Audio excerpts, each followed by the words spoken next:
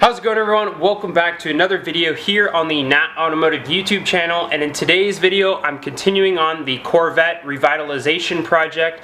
In particular, I'm going to be replacing the front crash bar that was pretty severely damaged in the accident when I bought it. So I'm going to be cutting the old one off and then welding the new one on, so stay tuned.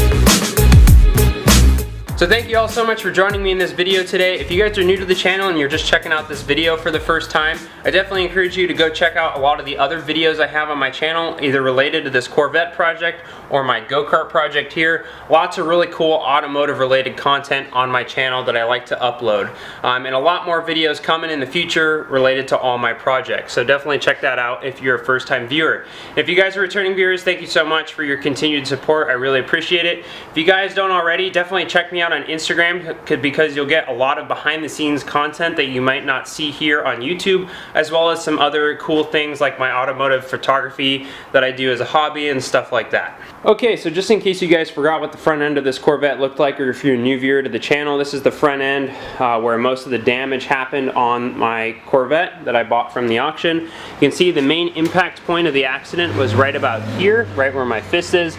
Luckily, that was actually a pretty good thing that it happened there versus just about 4 inches to the right, because it saved this frame rail from a lot more damage. So the crash bar did its job by absorbing the impact. You can see this metal actually cracked here, so that's what took most of the impact force, rather instead of the frame rail itself, which runs along the length of the car, taking the impact force. Because if it was about 5 more inches to the right or so, it could have kinked this frame rail up, down, done a lot more damage that would have been much harder to repair. And if you watch my previous video, I did some measurements to check the distance between that frame rail and that frame rail, and it's only off very slightly. So what I'm thinking is, or I'm hoping is, when I cut this frame rail off, it's going to relieve some tension that where this impact was, where it pulled that frame rail in by about a ½ inch. I'm hoping it's going to relieve a little tension and let that kind of go back to its natural point. So getting to how I'm going to repair this, first I got to just take some of the things off that are attached to the crash bar, like the fog lights there and a few electrical lines underneath. And then essentially the plan is to just take my angle grinder, lop this thing off here, and then cut it back, grind it back to give us a nice clean surface to weld everything to. And then we will take the new crash bar section that I bought off of eBay.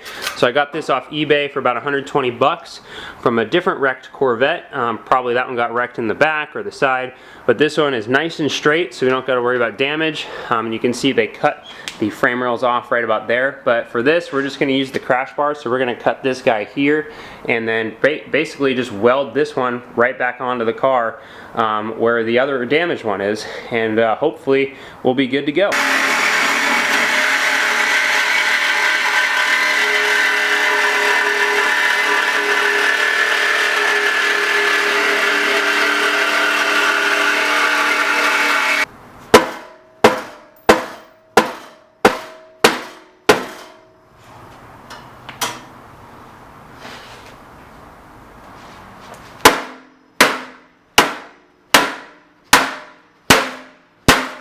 Alright, so I kind of had to approach that differently.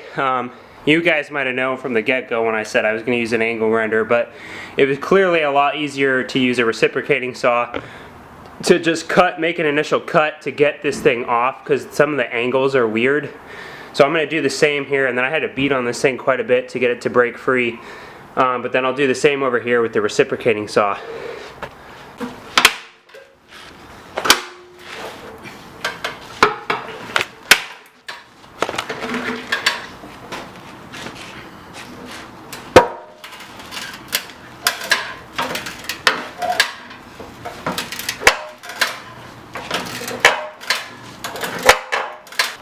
Alright, so you guys can probably see I'm battling this thing pretty good here, working up quite a sweat.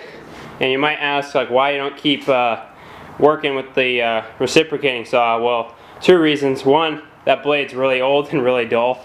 I should have got more at Home Depot when I was there today, but didn't think I was going to need to use that. And 2, if you guys know Corvettes, they stuff the build sheet for the cars right in that area, and I can see it.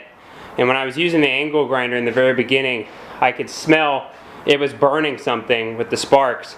So I didn't want to, one, catch a fire, and two, I'd like to try and preserve that build sheet if I could. That'd be kind of a cool thing to have, but you know, I'm trying to just bend this like a can back and forth multiple times so that it just kind of creases and then hopefully breaks. But we'll see what happens here with my continued efforts.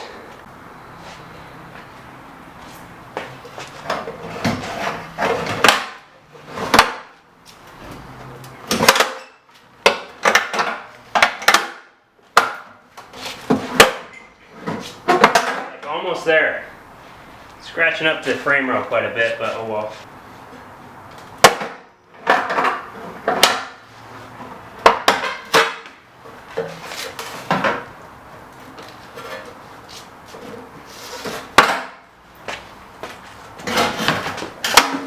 Oh, goodness.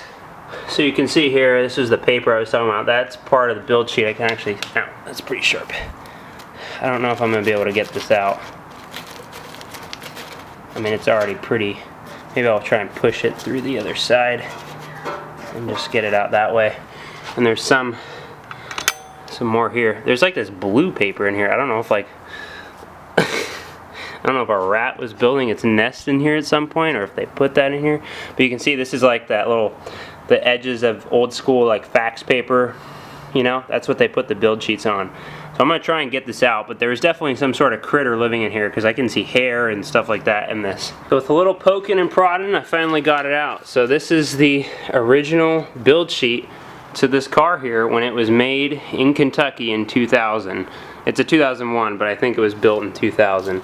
But you can see here, so we got our Bowling Green assembly plant. Powering on. Body harness, interior color black, so that's interesting to see. It's got the F45 damping, that's that selective knob there in the middle. Got the VIN there, engine code, mirrors, so just different, you know, this is basically what tells the assembly line workers what parts to put in the car. But you know, granted, I wish I could have, oh there we go, 6/22/2000. Wow, this car was, this is almost exactly 19 years ago. That's kind of cool. So I'm really glad I found this. I mean, granted, it's definitely seen better days here. And I don't know if this is, I don't know what got stained here for some water, but it got, like, they put the build sheet like right about here, and that's right where the impact was. So this thing definitely got munched in the crash there. But I'm glad I was able to at least recover a little bit of this.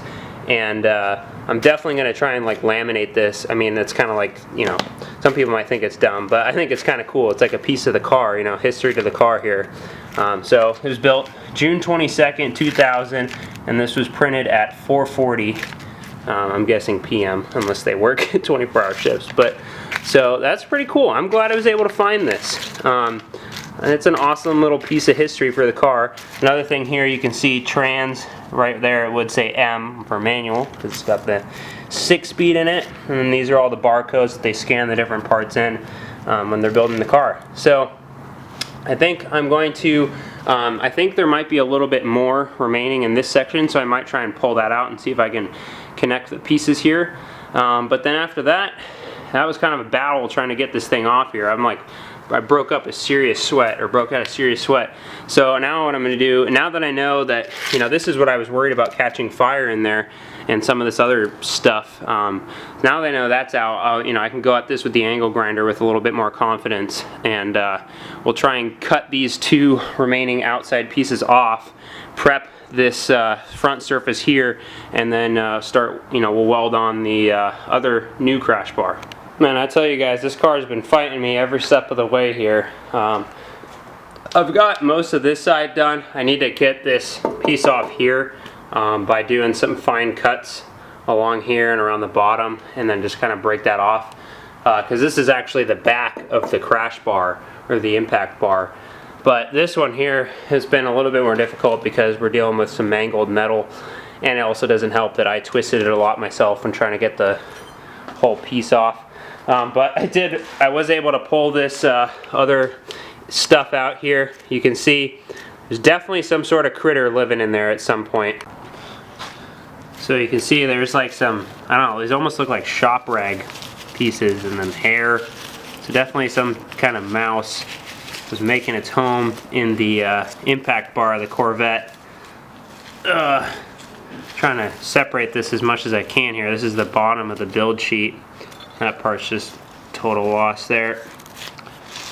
So, ship code H&H Chevrolet Company, 4645 South 84th Street, Omaha. Huh.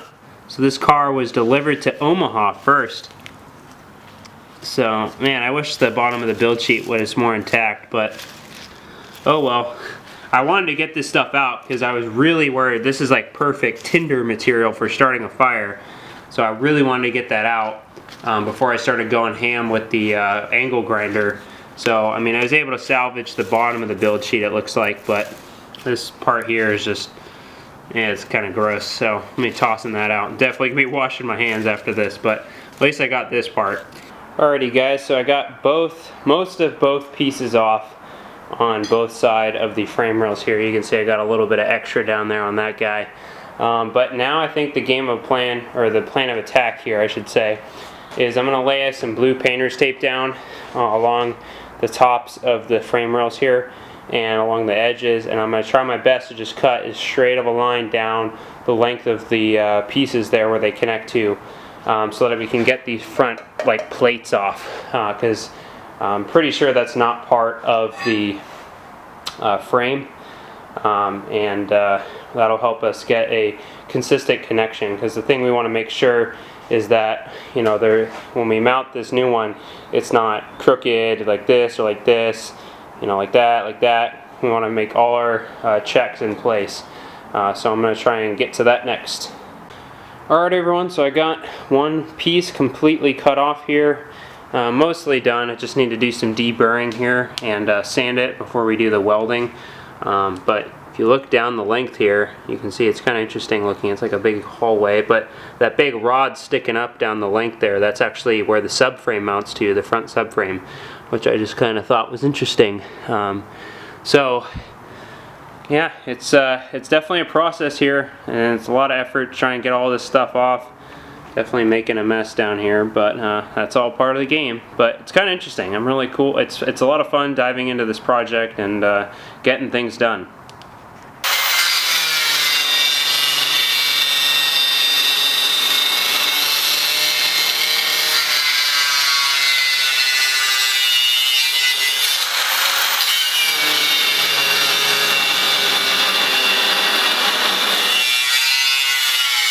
Okay, so another update for you guys. I got both frame rails all trimmed down and deburred. For the most part, the only thing I have left to do is go over it with a flap disc sand wheel on the angle grinder to kind of give a final prep before welding.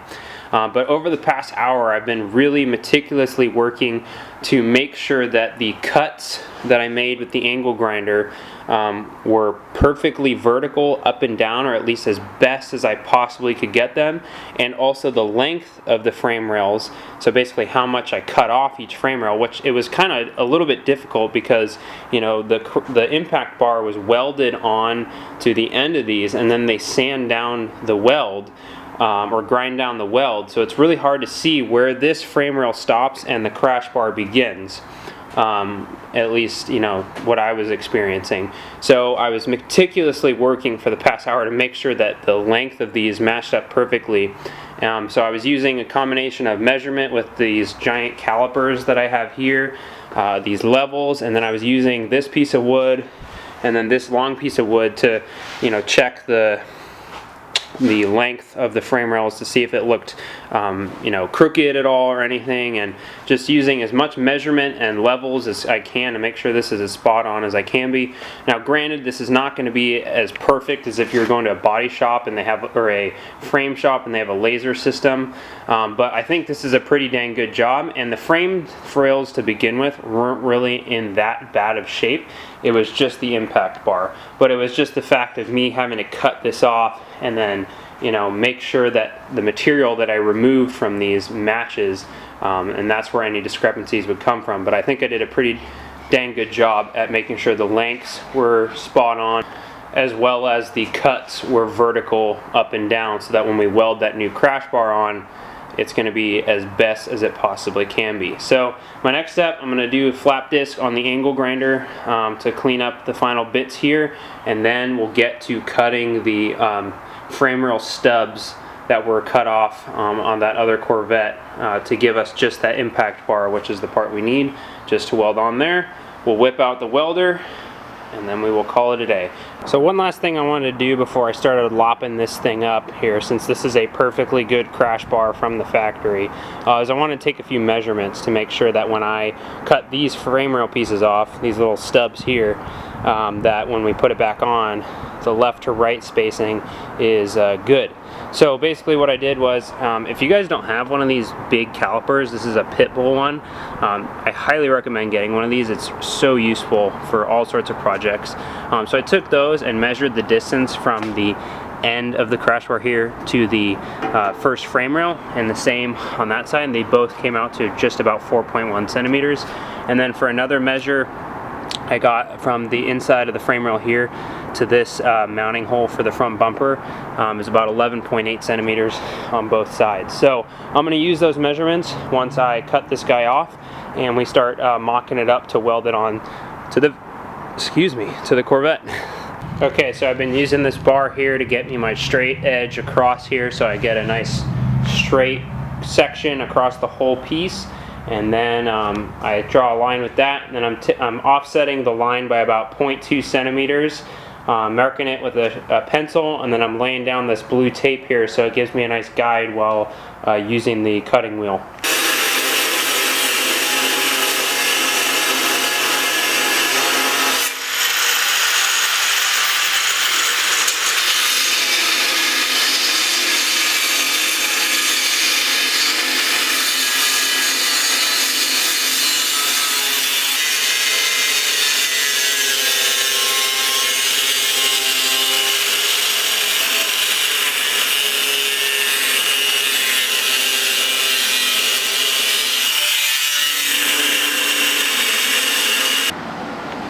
The angle grinder dust is slowly accumulating more and more in the garage here, but you can see, got the frame rail pieces from the donor crash bar cut off, and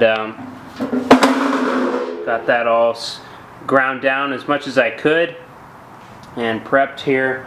What I did when I mocked it up, it is evident that this frame rail is kinked in probably about a ½ inch, as I said earlier, just because it's a little bit, this part here is a little bit narrow versus, where the mounting points were for these guys on this one. So I'm just going to do my best to kind of even it out here.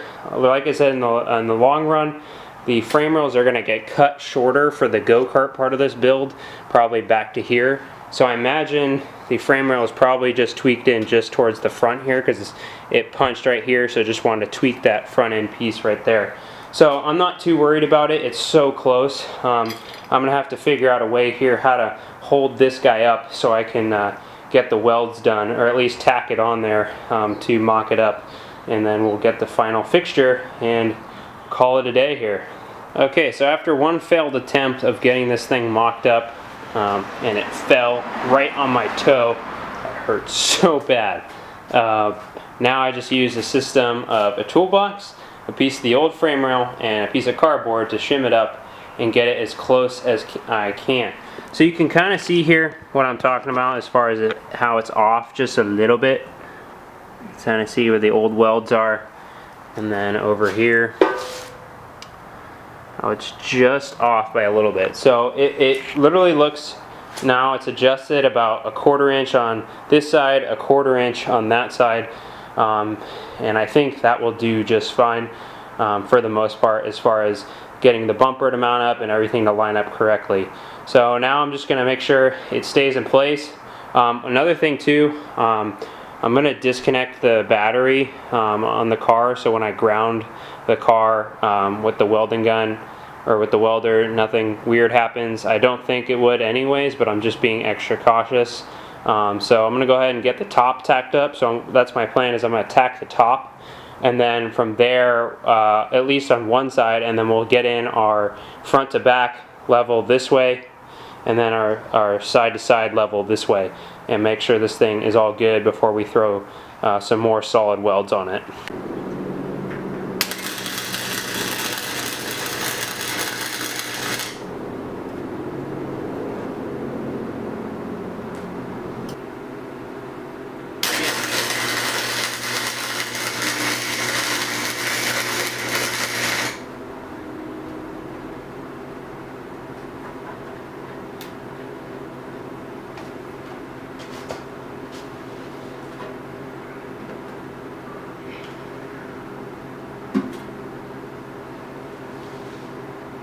Alrighty everyone, so I wish I could have done more. I ran out of welding wire, unfortunately. I hadn't bought welding wire in a long time, so I made do with what I had. I got it on there enough, so it's solid on there, and I'm pretty happy with you know, everything and how it looks and how it mounted. So granted, you know, the frame rails were off by like 1/4 of an inch on each side, but I think overall, you know, especially once I get it fully welded, when I get some more welding wire, it's going to be a really strong piece to the car.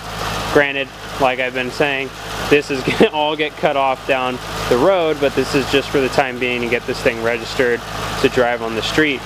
So I'm sweaty, I'm dirty, it's been a long day. I've been here for like 7 hours, 8 hours working on this. It took me a lot longer than I expected, which I guess is any car project that you do. But yeah, I think this is a good place to leave off, and I'll weld it off camera, and then the next video will probably be us tackling the hood in there.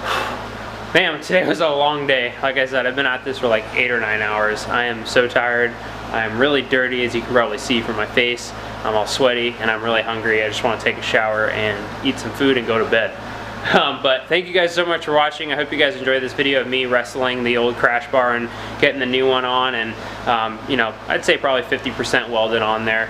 But yeah, thank you guys so much for watching. The next video on this Corvette project will be me repairing the hood, most likely, so stay tuned for that. If you guys haven't already, definitely hit that subscribe button for a lot more awesome content to come on the Corvette, the go-kart, and lots of other automotive related content. So thanks again guys, and I will see you in the next one.